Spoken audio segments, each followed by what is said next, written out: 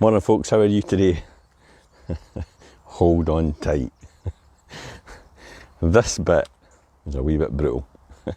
But hey ho, we're here for a reason, to move forward. So whether you want it or not, it's yours. That's really what it comes down to. Are you a victim or are you taking responsibility for your life? So many of us think we're taking responsibility for our own lives when we simply are not. The victim mentality is very subtle and it takes many forms.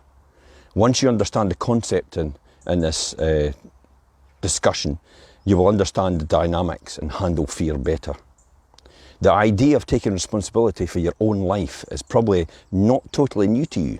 For years, you have been bombarded with the message, take responsibility for your own life. But I'm convinced that most of us do not really understand what that actually means. It takes a lot of time to understand that. Soul searching, that's what we're here for at the end of the day. Morning, Alana. To most of us independent people, it has meant that we should get a job, earn enough money to support ourselves, and not depend on anyone else for our survival. That may or may not be part of it. And I know that many dependent people who understand the secret of taking responsibility for their experience of life. But it certainly doesn't hit the heart of the issue itself, which is much bigger, yet more invisible than that. So let's look at a few examples. Morning, Louise. Morning, Andrea. Edward is extremely wealthy, high-powered executive who lives in a constant state of anxiety. Yes, wealthy people do have anxiety and depression and everything else. It does not discriminate on wealth or anything else. When I suggested that he get some professional help, he responded that if people in his life would change, everything would be fine. If only his wife would be more loving, if only his boss wasn't always leaning on him, and if only his son would stop taking drugs, then he'd be fine. He feels that there's no reason for him to get any help. It's all their fault. Is he taking responsibility for his experience in life? Well, absolutely not. Morning, Francis. Marie is objectively sitting on top of the world. She has a great job, lives in a lovely apartment, has many friends and acquaintances. Her continual complaint is about her ex-husband. He is making her life miserable. He is always being unfair to her. He never pays child support. Also, her son is turning against her and accusing her of being selfish. And on and on and on. Is she taking responsibility for her experience in life? Absolutely not. Now, don't get me wrong. I know many single or divorced people who are constantly complaining about their ex-husbands, ex-wives, their bosses, their loneliness, their lousy scene, and so on and so forth. I know many married people who are constantly lecturing about their children, their lack of money, their lack of communication with their spouses, and so on and so forth. Are any of them really taking responsibility for their experience in life? Not at all. They are all in some way playing the role of the victim. They have given their power to someone else. That's really important. They've basically given their power away to someone else. Keep in mind that when you give away your power, you're moving further and further to the left-hand side of the pain to power chart that we spoke about the other day. And as a result, you become paralysed in your attempts to deal with your actual fear in the first place.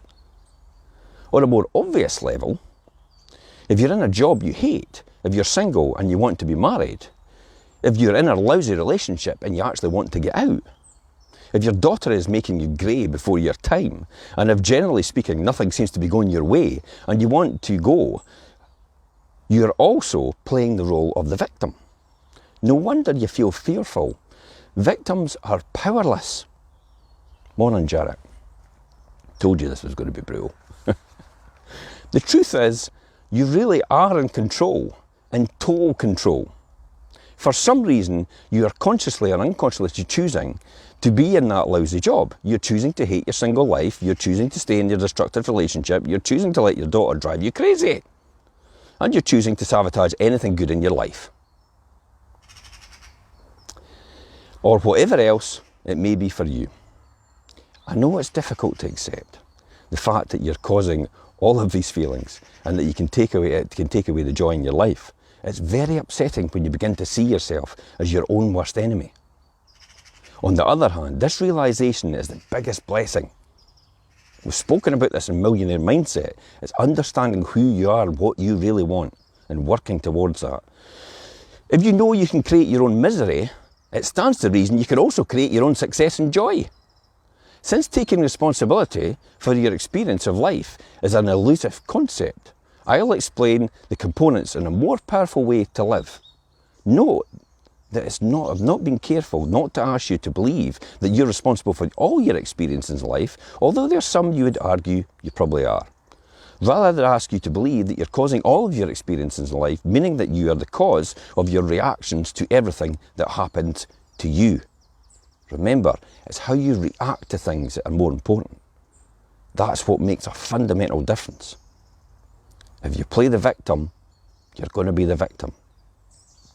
So let's start in the first 3 of the 7 definitions of taking responsibility, and we'll leave it there. Now, keep remembering that whenever you're not taking responsibility, you're putting yourself in a position of pain and hence decreasing your ability to handle fear in your life. Morning, Karen. So taking responsibility means never blaming anyone else for anything that are being done or having or feeling or never. So never you say. Never you say when you think about it. But this time, it really is his fault. Or really is her fault. It's really the boss's fault. It's really the son's fault. Or it's the economy's fault. Or the mother's fault. Everybody's blaming the economy now. Or the father's fault or the friend's fault. Really? It is. That's what people say. If I missed anyone or anything, just add it to the list. Until you fully understand that you and no one else create what's going on in your head. That's really what it comes down to. And you will never be in control of your life, but you can be in control of your life. And there are a few scenarios I've heard before. So, taking responsibility means not blaming yourself is the second one. I know it sounds contradictory, but it's not. Anything that takes away your power or your pleasure makes you the victim. Don't make yourself a victim of yourself. For some, this is more difficult than not to blame others. Once you become aware that you've created so much of your unhappiness, you may have the tendency to punish yourself and put yourself down. Well, there, I'm messing up my life again. I'm hopeless. When will I ever learn? Have you ever told yourself that? That's not the case. This again is not taking responsibility for your own experience in life. It's important that you understand that you have always done your best that you possibly could, and given the person you are at that particular point in time. Now you're beginning to learn a new way of thinking, you can begin to perceive things in a different and possibly change many of your actions. There is absolutely no need to upset anything in the past, present or future for your behaviour. It's all simply a part of the learning process, the process of moving yourself from the pain to the power.